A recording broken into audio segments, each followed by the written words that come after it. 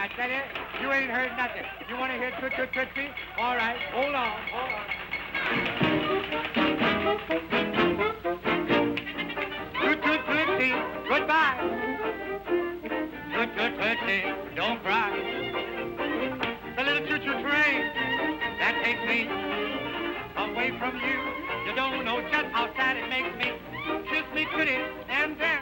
I think the great disaster that befell the picture business was sound. See, we had a high art of pantomime at its very peak. Don't cry, Tootsie, don't cry. Kiss me, Tootsie, goodbye. Sound hit in such a way that the restrictions were enormous. That was the shock of the advent of sound. The thing that made me so sad really was that the international language was over. We had finally come to a language which could be shown everywhere and which everyone could understand, and we were just blowing it up, and we blew it up at that point. Goodbye, Tootsie, goodbye.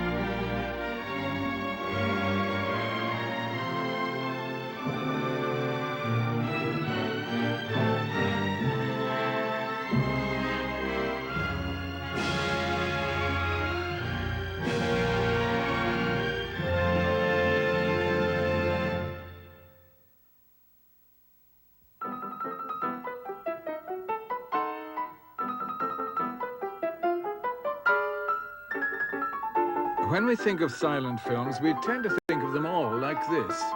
Jerky, flickering, a little absurd, moving at the wrong speed with that tinkling piano.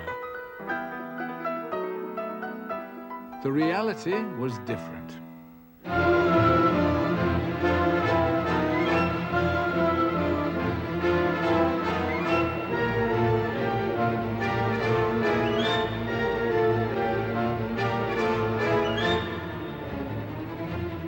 Here is the silent film as its public knew it. Not a classic, just a regular release from a big studio. A film from a lost era.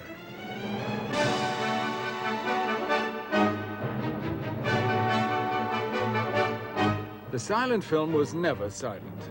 In the big theaters, they had orchestras of as many as 100 players. The music was so important. I would roughly say 40–50% of the value of the person watching and the emotion.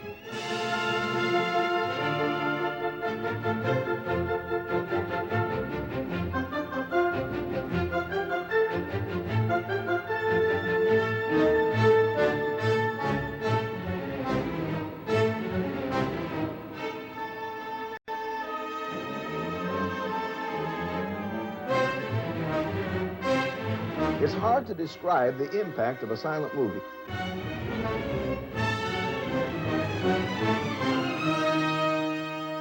You know, you'd think that this is some dead issue that's long gone, but the silent movies were so well created, so magnificently thought out. The situations were done in such a thing, there is tremendous emotional impact in these things still.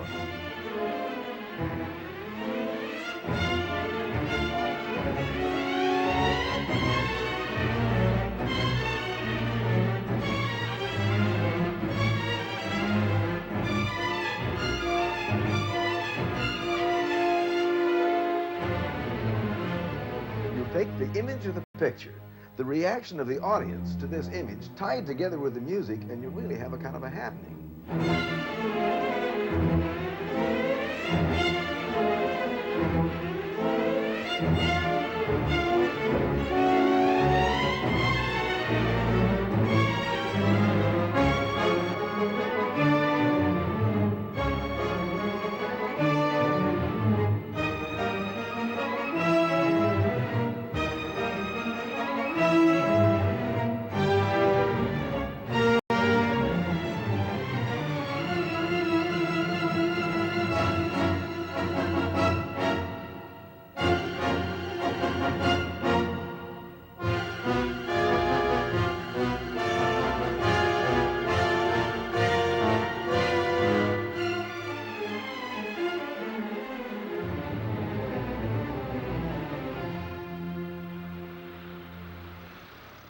Theaters, as impressive as the films, picture palaces, were built all over the world. They gave audiences far more than just a night out. It was really an event because you were conscious of entering a very beautiful and magic world the minute you bought your ticket and walked through that door, because they had these tremendous military organizations, ushers, servicemen as they were here were called. They drilled these young men and all the niceties of treating people and how they would greet you when you went in and how they would act, how would they seat you to their seat, so forth.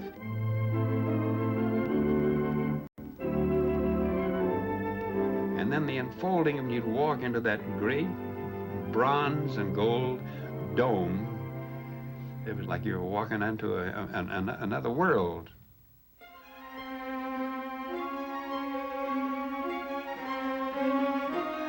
Another world above the clouds in this epic of the war in the air.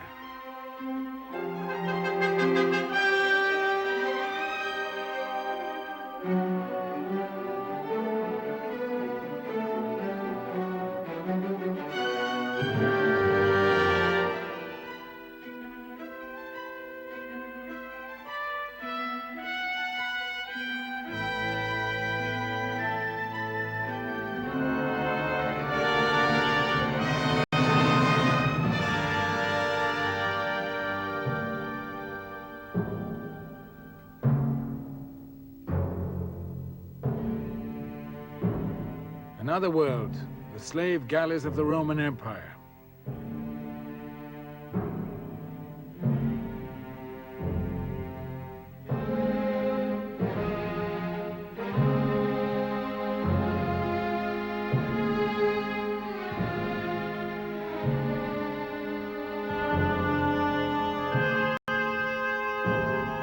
Ben-Hur was an MGM epic.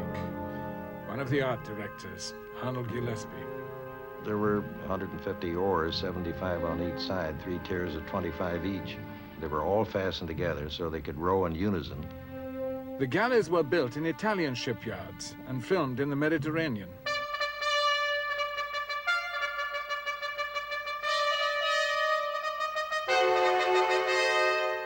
The Macedonians had captured a Roman soldier and had strapped him onto this boar's head, which was the ramming device in the front of the galley, and they were supposed to ram right through the big Arius's galley with this Roman soldier, of course, being torn to bits.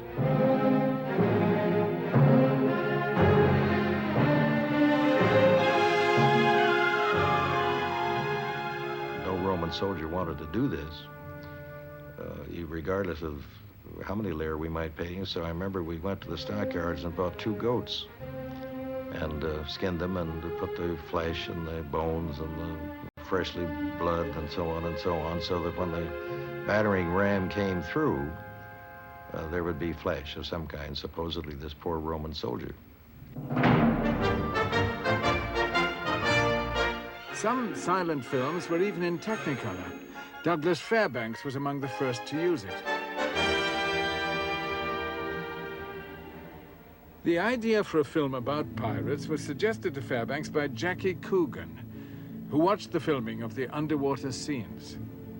It was not done underwater at all. It was done on stage with blue backing, and the men were in mechanics, suspended, but they did the swimming movements like this, you know, and they were moved across this stage.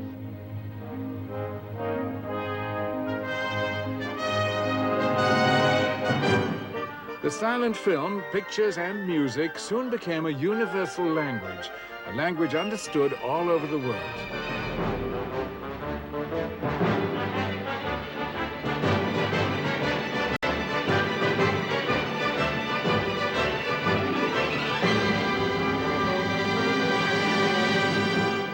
In darkest Africa and middle of India and all through China, way out of the way places where nothing had ever happened. Maybe places they'd never even seen a motor car, never heard of an airplane. They would still see a movie.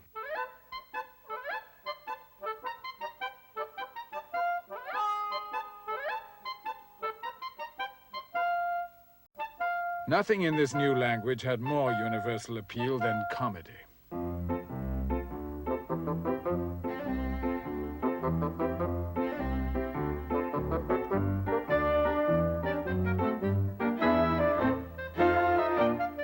Laurel and Hardy had been in pictures separately for years when they were brought together in 1926 by producer Hal Roach.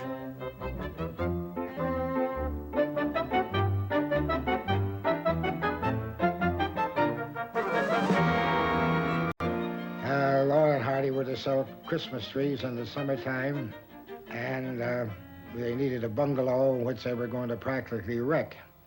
So the location manager now, which is his rule, and made 3 or 4 photographs of different bungalows, showed them to the director. The director picked one that happened to be a house that belonged to somebody working at the studio. We made a deal with this man and his wife to go on a vacation for a month, and while they were gone, we would make the picture, wreck their house, but pay them so much money for the use of the house and guarantee to put it back in the same position it was before.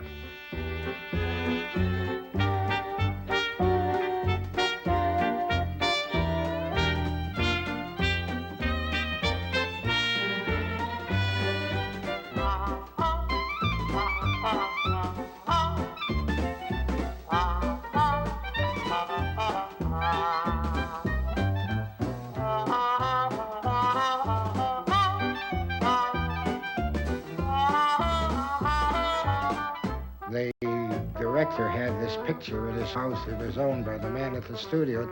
On the way to location, the director said, "This is the house," and pulled in. The crew got off, unloaded their things, and finally the assistant director said, "The key doesn't open the door, so that makes it, we're going to break it down anyway. Just break the door down."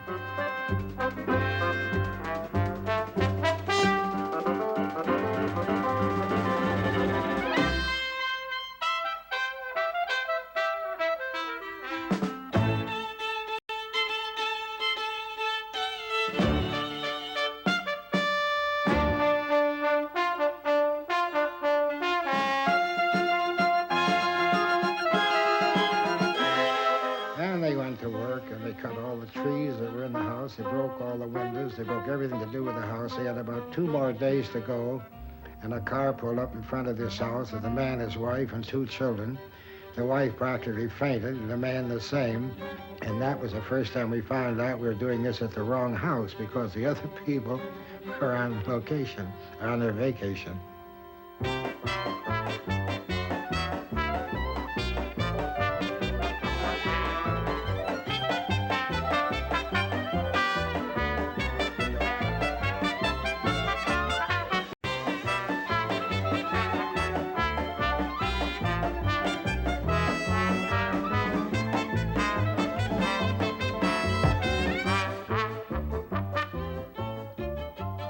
It was a different art entirely. The silent film was an art unto itself. And I don't think that in any way, except by coincidence, it had much to do with theater or even with talking films. When sound started, that's when popcorn began. Because they could turn away and look and talk to your girlfriend and unwrap candy bars and all that, and you wouldn't miss anything. You could hear it at the same time. In silent pictures, you couldn't eat popcorn or 2 drinks because you had to watch the screen all the time, and you had to interpret what was going on.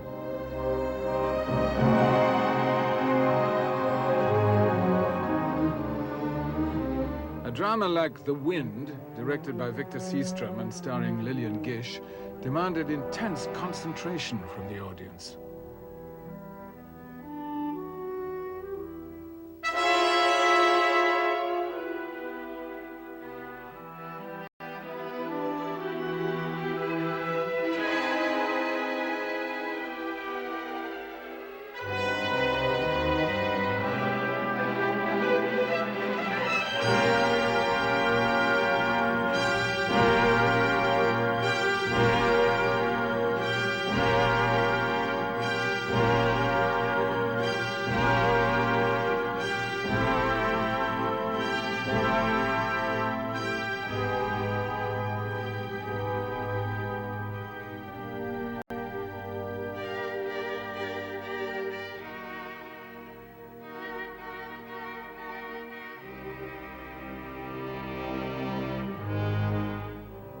just telling a story, painting a picture. I always saw myself as an artist.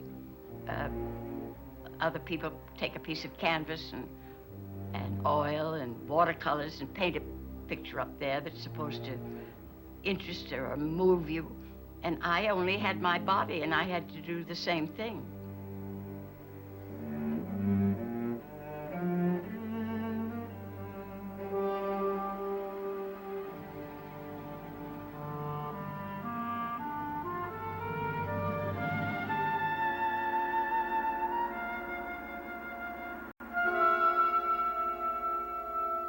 I think of all the films I ever did, physically, that was the most uncomfortable.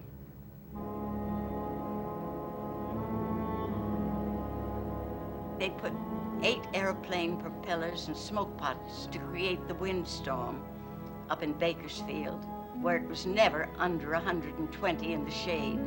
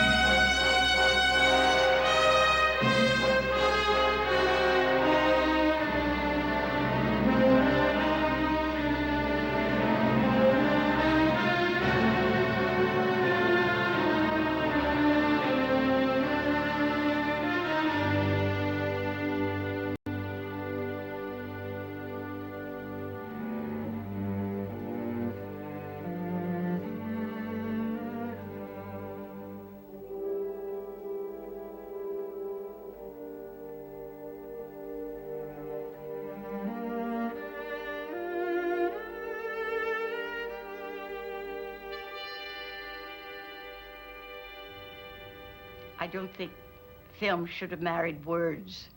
It separates the world. Film and music brings the world together again. They all understand it.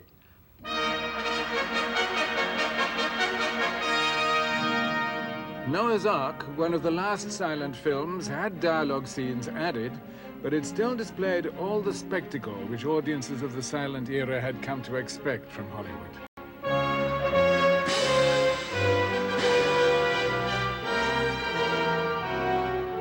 And in the silent era, Hollywood was a magnet for foreign directors, like Michael Curtiz. He was an acrobat of some kind in one of those obscure Magyar countries between Czechoslovakia and Yugoslovakia. I thought it always said they shook him out of a tree and put shoes on him and brought him to America. But he did have the greatest power of visualizing. I visualize. Buni, come here, I visualize the scene, you know. and he would give you the damnedest lineup you ever heard of.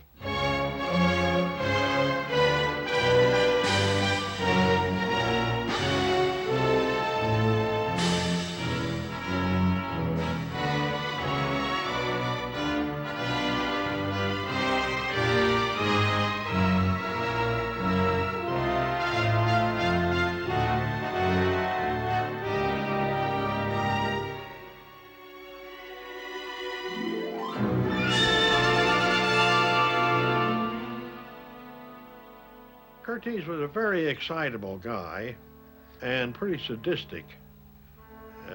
Would go out of control a great deal.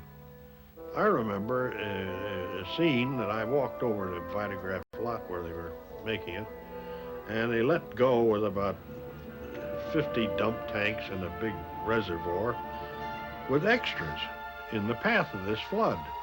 Not stunt people, you know.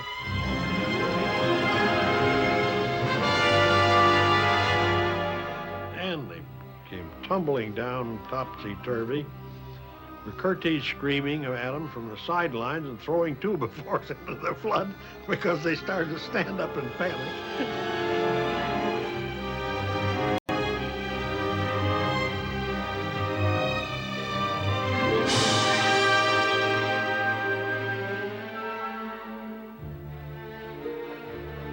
The star of the film was Dolores Costello.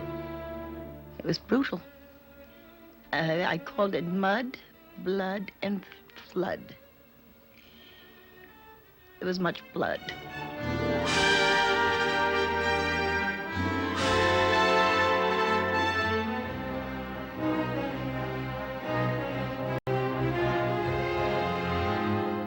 Mr. Curtiz had been told which were the breakaways, which were the permanent parts of the set. And they had long-horned steer in there, and human beings, and some dummies. But he put the human beings where the real set was, and the dummies where the breakaway was, because he wanted realism, as he called it.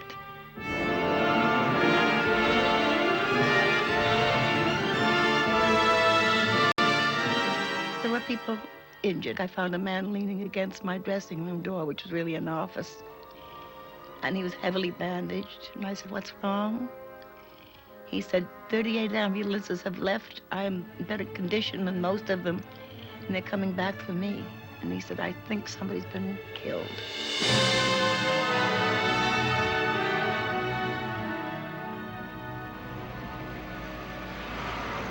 The public knew nothing of the making of a film like Noah's Ark. What they cared about were the glittering stars, the fabulous sets, the glamour, the escape to another world.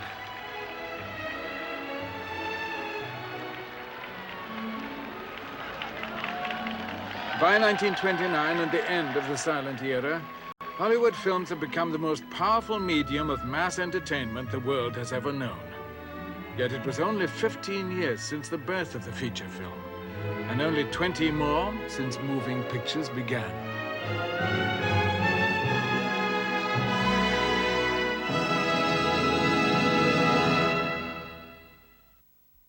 In the age of the horse and cart, the movies began. At amusement arcades like Tally's Phonograph Parlor, Americans saw their first moving pictures.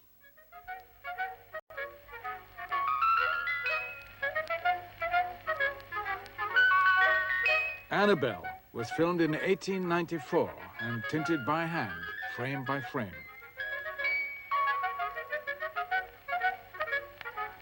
You watched her in a slot machine made by the Edison Company. Sometimes you got music, too. The film lasted 30 seconds, moving in a continuous loop. The men who ran the arcades quickly realized what brought the customers in. Sex. The birth of a pearl.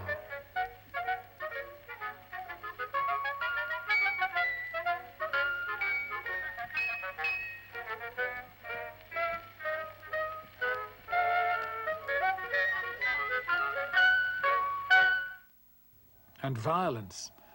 the execution of a spy.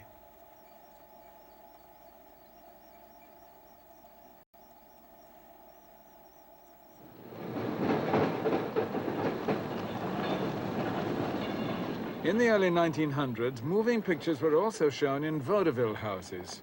But by 1903, the craze seemed over, when a film appeared which changed everything.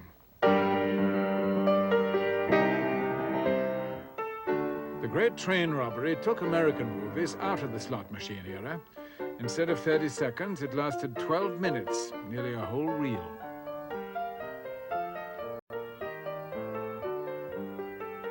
It told the story in detail of the robbery of a passenger train.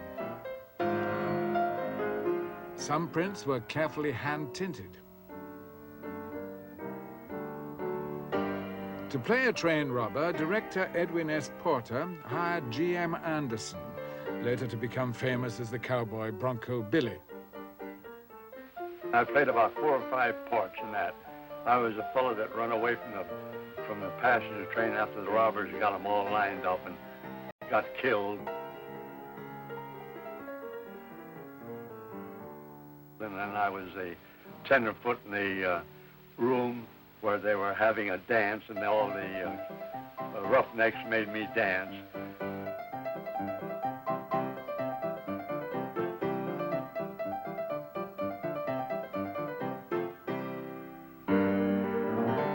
Anderson was in the audience at Hammerstein's Theatre on a night in December 1903.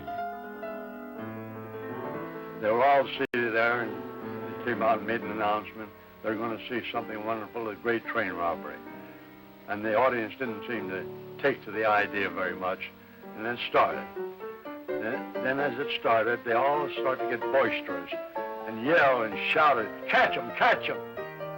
And after the picture was over, they all stood up and cheered and shouted, "Run it again, run it again!"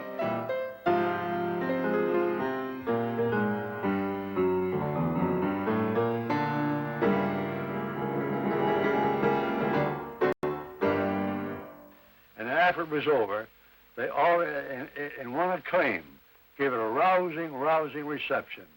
And I said to myself then, that's it. It's going to be the picture business for me. The future has no end.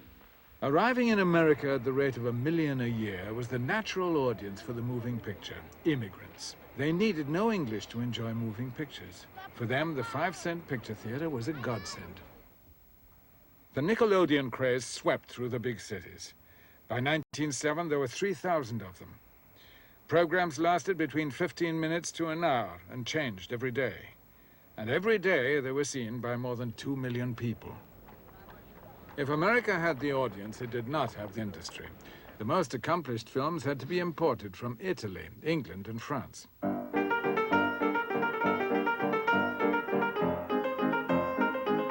This, from Pathé Frères of Paris, was typical of hundreds which showed the technical superiority of European films.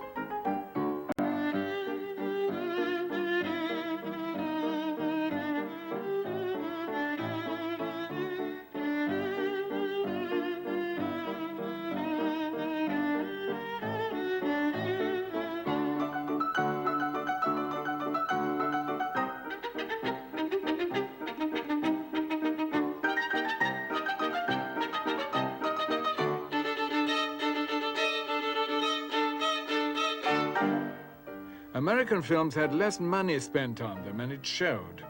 Crude scenery, simple plots, flat lighting. Most actors were ashamed to appear in them. An actress who did work in pictures from 1910 was Viola Dana. They called them the flickers. And, of course, you'd never let it be known that you did the flickers in the summertime. Just to make a few dollars. The theater closed for the summer, but the Nickelodeons kept going. And as people lined up to see the movies, so others lined up to act in them. For unemployed actors, $5 a day was worth the risk of ridicule. Vitagraph was the largest company, turning out 200 films a year. But even they failed to attract the top stage stars.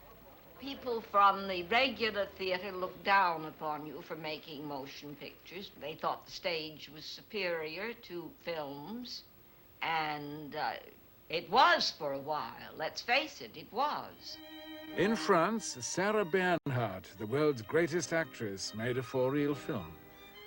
It attracted her admirers all over the world and led to a series of famous players in famous plays.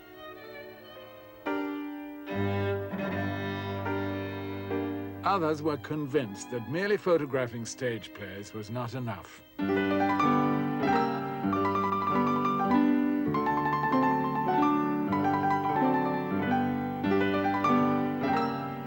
man who sensed the extraordinary potential of the moving picture was D.W. Griffith, a director for the American Biograph Company.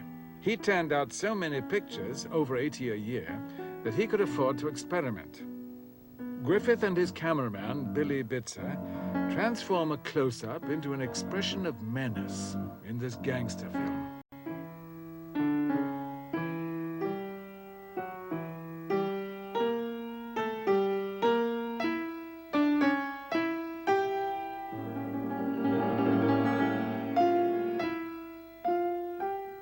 By aiming a gun directly at the audience, he makes them share the terror of Dorothy and Lillian Gish, two young actresses discovered for Biograph by Griffith. He was the father of film. He didn't do everything the first time like a close-up, but he developed, he gave us the grammar of filmmaking, the cutting.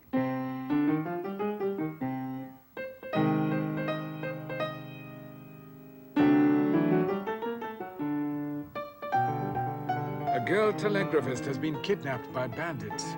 Will the train get there in time? The race to the rescue was already a Griffith trademark.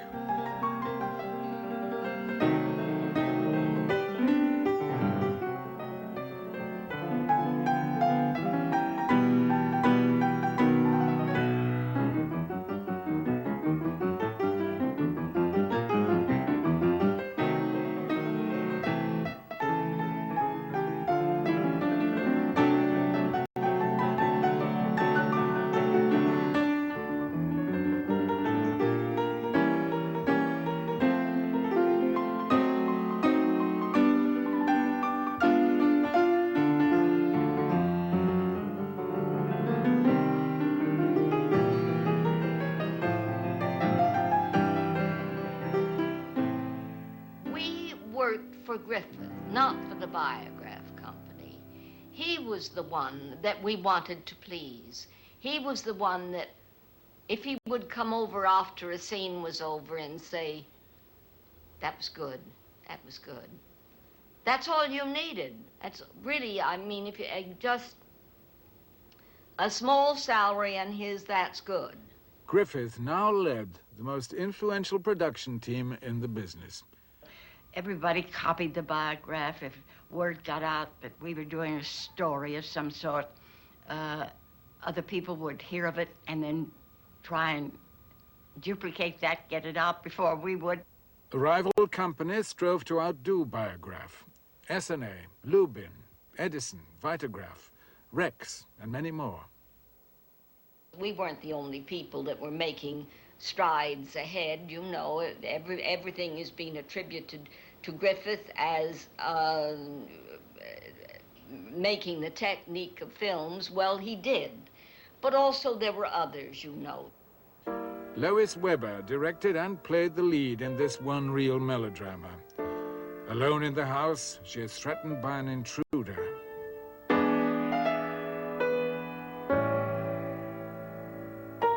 As well as intercutting, like Griffith, Weber showed 3 incidents happening at the same time with a split screen, a remarkable innovation for 1913.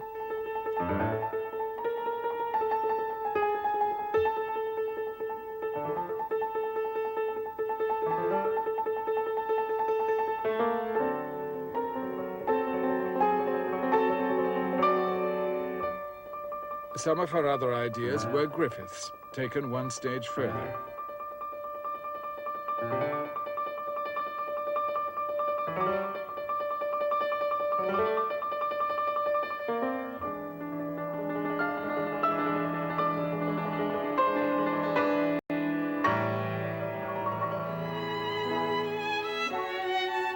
However skilled the Americans, the Europeans produced pictures on a far grander scale. Quo Vadis, an 8-reel Italian epic, showed Nero and the burning of Rome, and lasted nearly 2 hours longer than American one-reelers. D.W. Griffith was determined to challenge the Italians.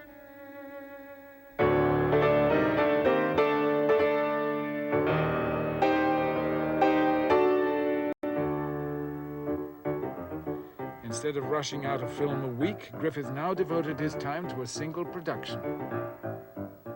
Judith of Bethulia was made on location at Chatsworth in California.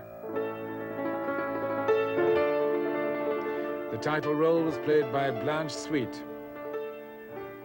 It's the first time he ever talked to me of making a film. Before that, it had always been rehearsing whatever it was and doing it, you see. And we talked doing Judith. Oh, I would say several months before we ever made it. Of course, there was a lot to be talked about because there was the money in the first place.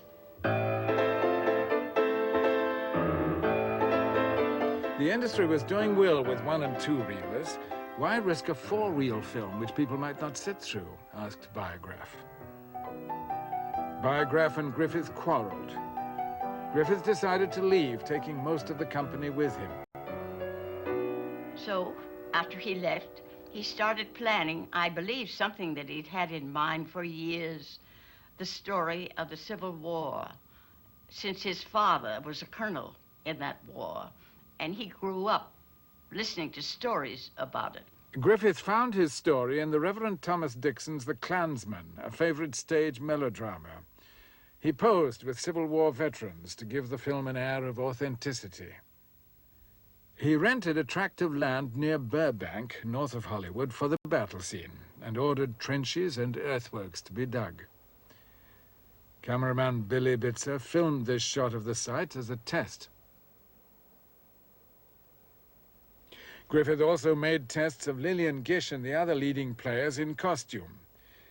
Costumes, sets, weapons forced the budget far beyond anything yet spent on an American film. All of us in the company were asked to do without salary, as we had to pay extras, the people that got $5 a day that weren't part of the company, and all of us said, of course we'll wait.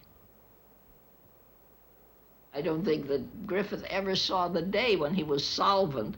We used to bail him out. He used to come down to the city room of the paper that I worked on at that time, the Los Angeles Herald, and we'd pass the hat, take up a collection, and give it to him, say, now go, and he'd go on out to his people and pay them their salary out of that.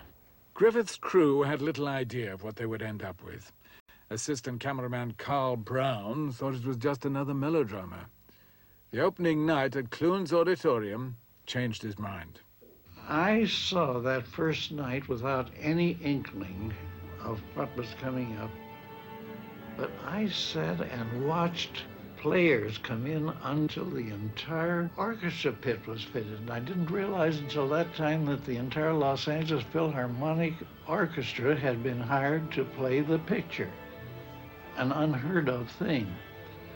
So in came Joe Briel, who had written the score. And when he raised his baton and held it for a moment, and down it came, everything just blew right out of the... Oh, it was the most tremendous gust of sound I'd ever heard.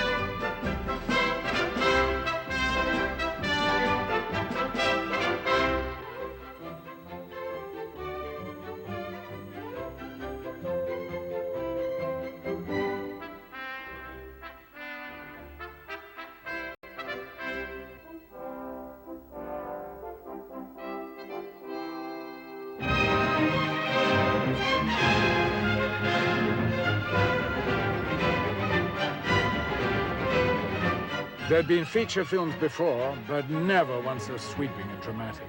President Wilson said it was like seeing history by flashes of lightning. Griffith changed the title from The Klansman to The Birth of a Nation.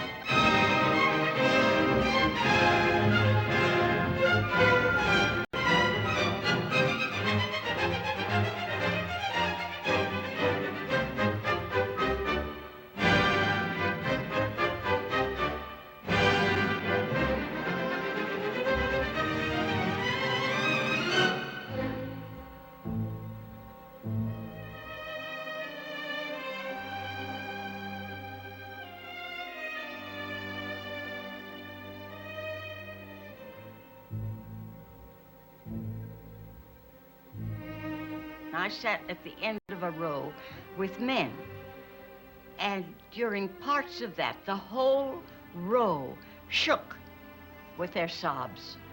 It was so moving.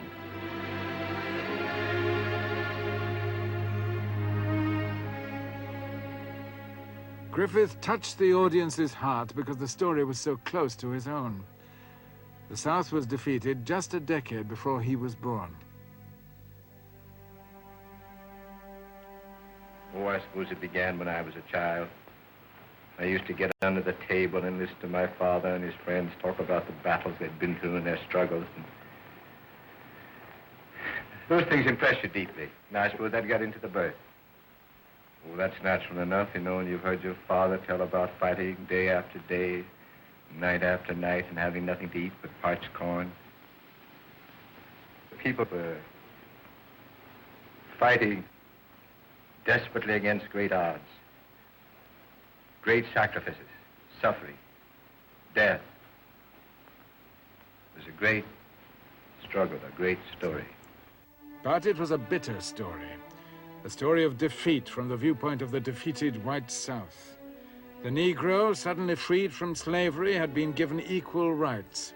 And Griffith, a Southerner, mocked these new politicians in this caricature of the South Carolina Assembly.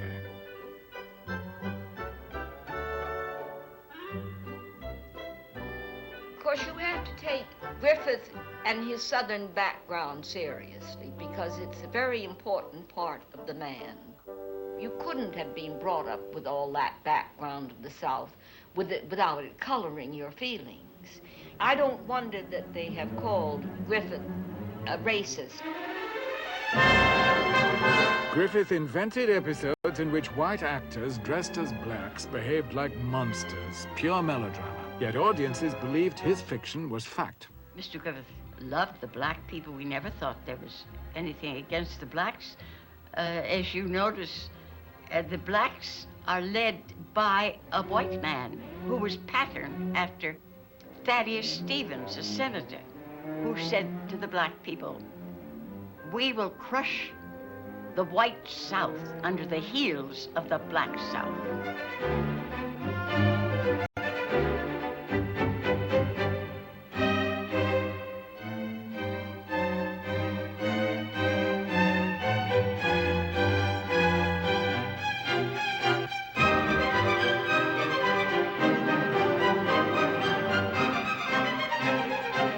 Somebody mentioned that if he ever showed a picture like this in Atlanta, the result would be race riots, to which Griffith said, "I hope to God they do." It wasn't that he was particularly anxious for a riot or people to be hurt or anything of the sort, but it's the old story. If somebody deals you a tremendous pat hand and you look at it and know it can't lose, you're going to play it.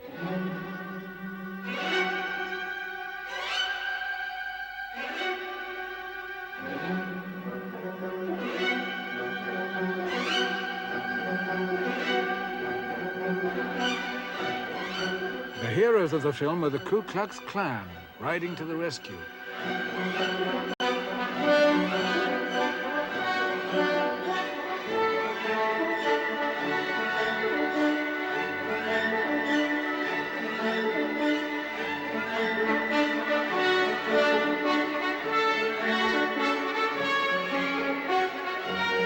It was like a call to arms. You just couldn't let go. You weren't watching people ride, you were riding with them. And you weren't riding with them to rescue somebody, but you were riding on a stern determination of vengeance, vengeance.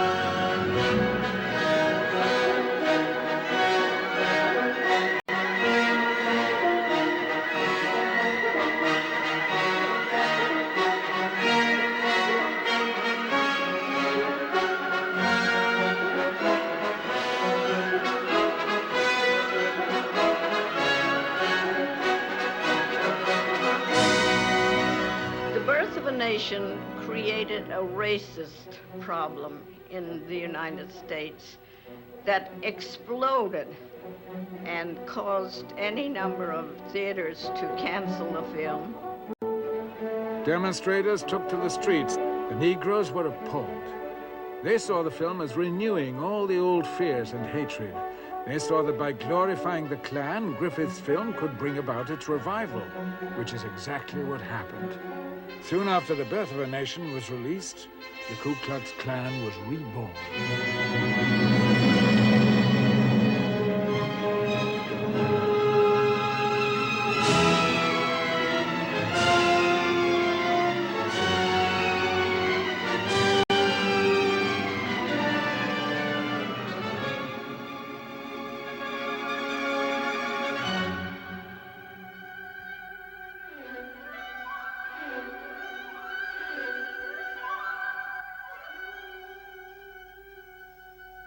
The fact that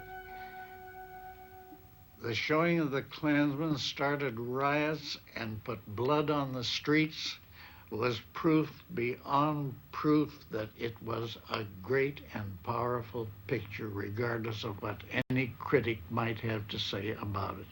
The proof was there. The motion picture was now taken seriously. Even at $2 a seat, middle-class Americans went in huge numbers. They lost track of the money it was making. But it started all the fortunes of Louis B. Mayer and all the people in films. With one film, Griffith had transformed the industry. More than anyone before him, he revealed the power of the motion picture camera. Nothing like it in this century has ever been seen. Of course, it's a machine, but so is an automobile, so is a plane. But no other machine touches the mind and hearts of men and women as the camera can.